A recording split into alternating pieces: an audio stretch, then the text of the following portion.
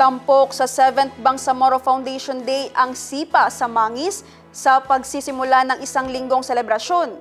Ang Partners in Peace and Progress story mula kay Kenneth Ogaya.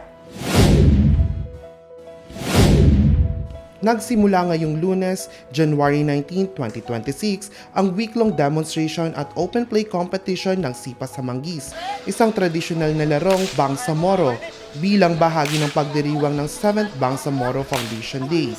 Ang aktibidad ay pinangunahan ng Bangsamoro Sports Commission, katuwang ang Milo at Pocari Sweat, bilang suporta sa pagsulong ng tradisyonal na sports at aktibong pamumuhay sa rehiyon.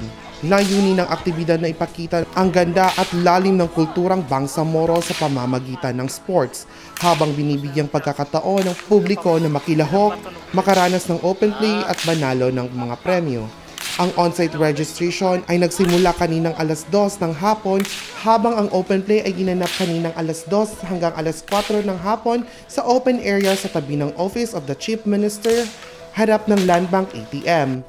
Inaasahang magdadagsa ang mga manlalaro, kabataan at sport enthusiasts upang makiisa sa selebrasyon na hindi lamang tampok ang palakasan kundi pati ang pagpapahalaga sa tradisyon, identidad at pagkakaisa ng Bangsamoro.